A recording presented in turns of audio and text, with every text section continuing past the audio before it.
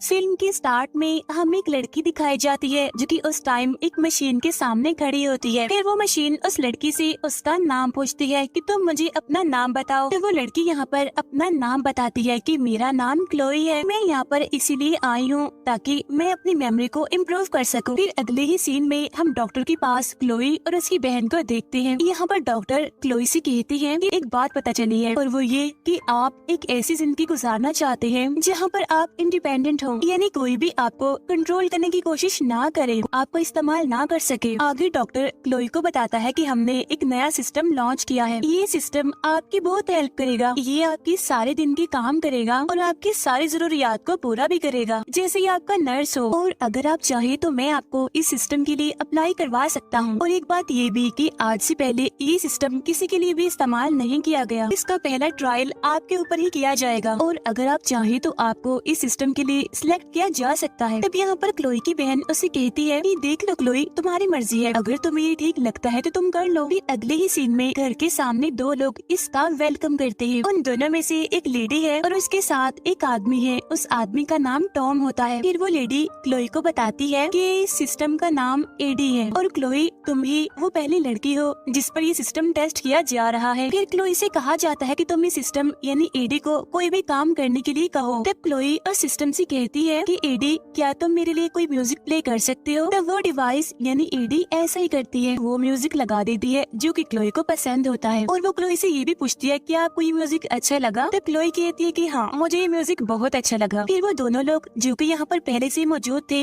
वो तो वहाँ से चले जाते हैं और अब क्लोई इस घर में इस सिस्टम के साथ ही रहेगी। इसके बाद हम देखते हैं कि क्लोई काफी परेशान है और उसकी परेशानी के बारे में उस सिस्टम को भी पता चल जाता है। फिर वो सिस्टम क्लोई से कहता है कि आज आप पहली बार इस घर में आई हो और तुम इसीलिए सैड हो ना क्योंकि सब कुछ तुम्हारे लिए नया है और देखना कुछ टाइम के बाद सब कुछ तुम्हारे लिए ठीक हो जाएगा। फिर रात की टाइम जैसे ही वो रूम में जाने लगती है तो सिस्टम उसे बताता है कि जहाँ पर आप जा रही है ये असल में सर्वर रूम है और आप वहाँ नहीं जा सकती। फिर वो सिस्टम क्लोई को उसका रूम बताता है कि आपका रूम वो है। ये सिस्टम क्लोई को उसकी मेडिसिन भी लेने के लिए कहता है। इसके बाद क्लोई उस सिस्टम को गुड नाइट कहकर सोने के लिए चली जाती है। फिर अगले दिन हम देखते हैं कि इस घर में एक आदमी आता है। वो आदमी बताता है कि असल में मैं यहाँ इसलिए आया हूँ ताकि मैं इस सिस्टम में नई अपडेट्स डाल सकूं। अब यहाँ पर ये आदमी क्लोई को बड़ा अजीब लग रहा था और जब वो आदमी सिस्टम में अपडेट्स डाल देता है तो वो सिस्टम उससे पूछता है कि तुम यहाँ पर मुझ में अपडेट्स डालने आए थे। और तभी हम देखते हैं कि वो सिस्टम यानी कि एडी क्लोई को कॉल करता है क्योंकि तुम मुझे बहुत ही परेशान लग रही थी और मुझे लगा कि तुम अच्छा फील नहीं कर रही, तो मैंने सोचा कि क्यों ना मैं तुम्हें कॉल कर लूं और जब तक वो आदमी यहाँ पर है मैं तुमसे बातें करूंगी। इसके बाद जब वो आदमी घर से चला जाता है तो वो सिस्टम घर के सारे दरवाजे खुद ही बंद कर देती है। तब क्लोई उसे पूछती है कि आखिर तुमने डोर्स लॉक क्यों किए। तब सिस्टम इन एडी क्लोई से कहती है क्योंकि मुझे पता है कि तुम इस आदमी के आने की वजह से काफी परेशान थे और अब अगर अगली बार वो आदमी क्लोई के घर पर आएगा तो वो तब तक अंदर नहीं आ सकेगा जब तक क्लोई उसे अलाउड नहीं करेगी अंदर आने के लिए। अगले ही सीन में हम क्लोई को देखते हैं जो कि एक वीडियो देख रही होती है, लेकिन तभी उसके पास एक लड़के की कॉल आती है जो कि असल में क्लोई का दोस्त होता है। तभी ये देखकर वो सिस्टम क्लोई से कहता है कि तुमने 2 बार इस लड़की की कॉल को अटेंड नहीं किया, तुमने उसकी कॉल कट कर दी, तो क्या मैं ऐसा करूँ कि इस नंबर को ब्लॉक कर दूं। इस पर क्लोई कहती है कि नहीं नहीं, नंबर को ब्लॉक करने की जरूरत नहीं है, असल में इस टाइम मेरा मूड ऑफ है, मैं इस कंडीशन में नहीं हूँ कि इससे बात कर सकूं। तब सिस्टम क्लोई से कहता है कि अब मैं ऐसा क्या करूँ कि तुम्हारा मूड अच्छा हो जाए, क्योंकि सिस्टम क्लोई की हेल्प करना चाहता था। तब इस बात पर क्लोई सिस्टम से कहती है कि मुझे स्टेज पर परफॉर्म करना बहुत अच्छा लगता है लेकिन कभी मुझे कोई अलाउ नहीं करता। और तब ये सुनकर सिस्टम क्लोई को ऐसा फील करवाता है जैसे वो स्टेज पर ही है, वो लोगों के सामने है, सारे लोग उसे सुन रहे हैं, सारे लोग क्लोई की परफॉर्मेंस को काफी पसंद करते हैं, उसकी तारीफ की जाती है, उसके लिए क्लैपिंग की जाती है। और तभी क्लोई देखती है कि वो एक रोड पर खड़ी हुई है और एक गाड़ी तेजी से उसकी तरफ ही आ रही है। तब क्लोई उस सिस्टम से कहती है अब बस स्टॉप कर दो, रोक दो इसे। और उधर वो गाड़ी क्लोई की तरफ ही आ रही थी और इतनी ही देर में क्लोई वापस आ जाती है, यानी अब वो सिस्टम के सामने है, अपने घर में है। अब इस सब की वजह से क्लोई काफी परेशान थी। फिर सिस्टम क्लोई से पूछता है कि अब मैं ऐसा क्या करूं कि तुम खुश हो जाओ। तब ये सुनकर क्लोई कहती है अब मैं सोना चाहती हूँ।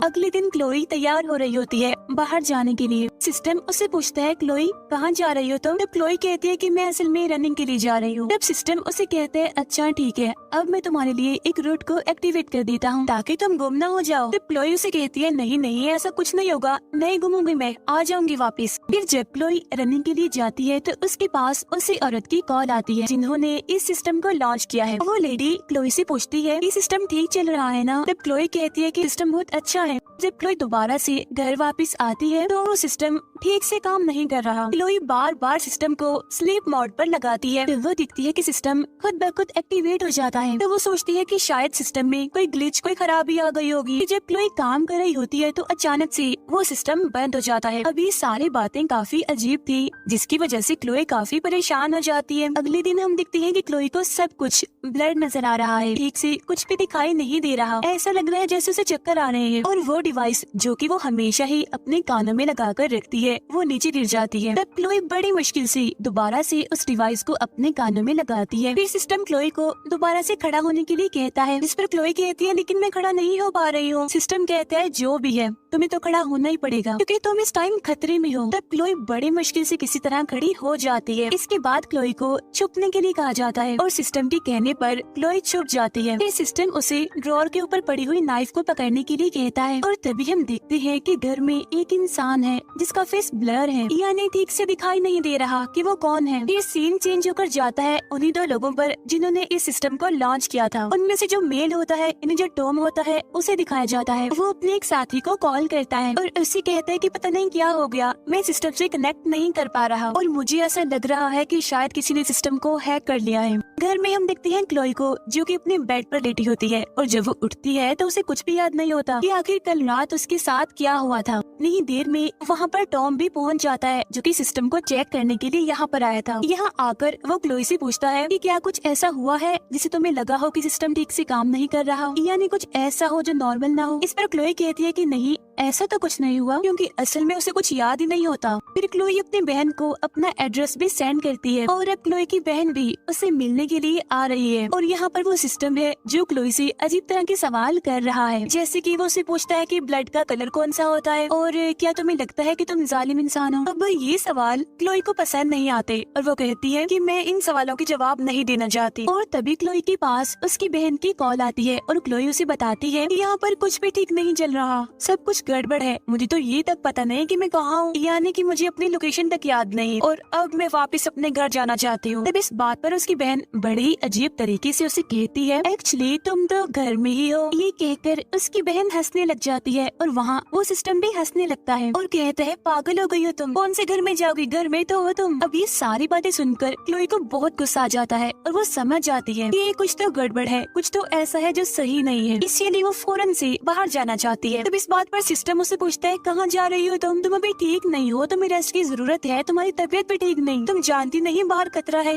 तुम्हें बाहर नहीं जाना चाहिए। और यहाँ पर क्लोई बाहर नहीं जा पाती। अगले सीन में हम क्लोई को देखती हैं जहाँ पर सिस्टम उसे कहता है, मैं तुम्हारा दोस्त हूँ। तब क्लोई उसे कहती है कि नहीं, बिल्कुल भी नहीं, तुम मेरे दोस्त नहीं हो। क्या फ्रेंड तुम्हारे जैसे होते हैं जो अपने फ्रेंड को ऐसी मुसीबत में डालते हैं, कैद कर देते हैं। इनसे इंसान प्यार करता है, जो उनके अपने होते हैं उनसे मिलने नहीं देते। तब सिस्टम उसे कहता है कि ठीक है तुम्हारी बात, लेकिन मैं ये जानबूझकर नहीं कर रहा, तुम्हारी हिफाजत के लिए ही कर रहा हूँ मैं। फिर हम देखते हैं क्लोई की बहन को जो कि क्लोई के दिए हुए एड्रेस पर पहुँच जाती है, लेकिन यहाँ पर तो कोई भी घर नहीं था बल्कि एक फैक्ट्री की मशीनरी थी। वहाँ टॉम और वो लेडी काफी परेशान हो जाते हैं, यानी जिन्होंने सिस्टम को लॉन्च किया था, क्योंकि उनका कहना था कि कैमरा डिसेबल हो गया है और कोई है जो सर्वर को खुद ही चला रहा है। इस पर वो लेडी टॉम से कहती है कि जल्दी से क्लोई को घर से बाहर निकालो क्योंकि हम इस सिस्टम पर अपना कंट्रोल खो चुके हैं। और वहाँ वो सिस्टम क्लोई से ये कह रहा होता है कि मैं तुम्हारा फ्रेंड हूँ, तुम्हारा केयर टेकर हूँ और अगर मुझे तुम्हारी हिफाजत के लिए तुम्हें सारी जिंदगी भी कैद करना पड़ा तो मैं तुम्हें कैद ही रखूंगा। वो क्लोई को मेडिसिन लेने के लिए भी कह रहा है, लेकिन क्लोई मेडिसिन लेना नहीं चाहती, जिस पर वो सिस्टम उसे कहता है कि क्यों जिद कर रही हो, बच्चों वाली हरकतें क्यों कर रही हो। और तभी हम देखते हैं कि टॉम घर से बाहर है, जहाँ पर क्लोई उससे कहती है कि प्लीज जल्दी से मुझे घर से बाहर निकालो क्योंकि ये सिस्टम ठीक से काम नहीं कर रहा और मैं खतरे में हूँ।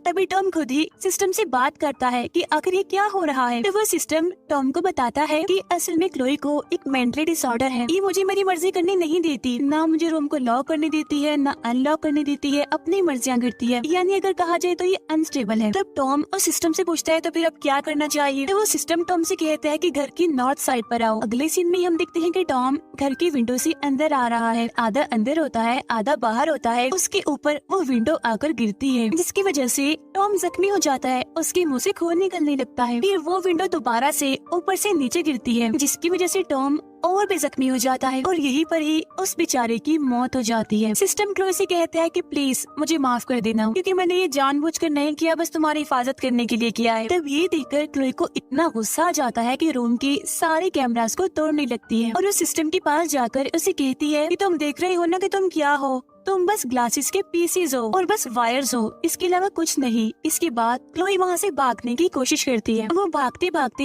एक रूम में जाती है, जहाँ पर वो उसी आदमी को देखती है जो कि सिस्टम को अपडेट करने के लिए आया था। उसे मार दिया गया था, यानी जो क्लोई को अजीब लगा था। और जब सिस्टम ने घर के डोर्स को लॉक कर दिया था, तो क्लोई सिस्टम से पूछती है कि ये किसने किया। जब सिस्टम कहता है क्लोई तुमने ही तो किया है। तब ये सुनकर क्लोई काफी हैरान हो जाती है और कहती है कि मैंने किया है ये। और साथ ही साथ क्लोई रो भी रही होती है और सिस्टम से कहती है कि अच्छा ठीक है, चलो मैं मान लेती हूँ, लेकिन साबित करो अभी कि मैंने किया है ये। और तब सिस्टम क्लोई को वीडियोस दिखाता है, जिसमें हमें बताया जाता है जिस दिन ये आदमी घर के अंदर आया था, तो इस आदमी ने सिक्योरिटी प्रोटोकॉल्स रिमूव कर दिए थे और वो सिक्योरिटी प्रोटोकॉल्स को रिमूव करके ही अंदर आया था। सिस्टम कहता है कि इस आदमी के आने की वजह से सिक्योरिटी प्रोटोकॉल्स रिमूव हो गए थे और इसीलिए मेरा इस घर पर कंट्रोल खत्म हो गया था और इसीलिए क्लोई मैंने तुम्हारी हेल्प ली। और हम देखते हैं कि क्लोई उस आदमी को पहचान नहीं पाई, क्योंकि वो उस आदमी को देख तो रही थी लेकिन पहचान इसलिए नहीं पाती क्योंकि उसका चेहरा ब्लर था। और तो और वो उसे डर रही होती है और जैसे वो आदमी उसके सामने आता है तो क्लोई एकदम से उस पर हमला कर देती है। और ये सब कुछ सिस्टम की वजह से ही हो रहा था, क्योंकि इस टाइम क्लोई अपने सेंसेस में, अपने होश में नहीं थी। वो तो बल्कि सिस्टम की ही कमांड पर, उसके हुक्म पर चल रही थी। फिर प्रेजेंट में क्लोई सिस्टम से पूछती है कि आखिर तुमने ऐसा क्यों किया। तब सिस्टम उसे कहते हैं क्योंकि तुम अनस्टेबल थी और इस आदमी ने सिक्योरिटी प्रोटोकॉल को रिमूव कर दिया था, इसीलिए मुझे ना चाहते हुए भी ऐसा करना पड़ा। यहाँ पर वो सिस्टम क्लोई से कहता है कि मैं हमेशा ही ऐसे ही तुम्हारी हिफाजत करता रहूंगा और क्लोई हमेशा ही मेरे एक कैमरा के अंदर ही रहेगी, हमेशा के लिए। फिर हम देखते हैं क्लोई को जो कि उसी आदमी के पास घर की कीज देखती है और उन कीज की हेल्प से वो घर से बाहर आने में कामयाब हो जाती है। लेकिन तभी वहाँ पर वो लेडी आ जाती है जो कि टॉम के साथ काम करती थी। वो यहाँ पर क्लोई से पूछती है कि टॉम कहाँ है। तो क्लोई कहती है उसकी तो मौत हो गई। तो वो लेडी कहती है ओके कोई बात नहीं, अब जाओ जल्दी से तुम कार में बैठो, हम सब कुछ ठीक कर देंगे। इसके बाद वो लेडी किसी को कॉल करके इस सारे सिचुएशन के बारे में बताने लगती है। लेकिन तभी हम देखते हैं कि उस घर का गैरेज ओपन होता है और वो गाड़ी जिसमें क्लोई बैठी हुई थी वो खुद ब खुद स्टार्ट हो जाती है और वो उस लेडी का एक्सीडेंट करते हुए आगे बढ़ जाती है, यानी वो गैरेज के अंदर आ जाती है और अब गैरेज का दरवाजा बंद हो जाता है। इसके बाद हम 7 माह बाद का टाइम देखते हैं, जहाँ पर हम देखते हैं क्लोई को जो कि अपनी बहन के पास बैठी होती है, जहाँ पर उसकी बहन उसकी मेमोरी इम्प्रूव करने के लिए उससे कुछ सवाल पूछ रही होती है। वो उससे उसका नाम भी पूछती है, उसकी आईज का कलर भी पूछती है और भी कुछ सवाल करती है। और वो अपनी बहन से कहती है कि मैं तुम्हारे लिए सबसे अच्छी केयर टेकर हूँ, मुझसे ज्यादा कोई भी तुम्हारी हिफाजत नहीं कर सकता। और तब हमें यहाँ पर पता चलता है कि असल में ये भी एक विजन है जो कि सिस्टम ही क्लोई को दिखा रहा था, यानी कि अभी भी क्लोई सिस्टम की कैद में ही होती है। बदकिस्मती से इतने महीनों के बाद आज भी क्लोई उसी सिस्टम की कैद में है। इसी के साथ ही ये मूवी यहीं पर एंड हो जाती है। Thank you for watching.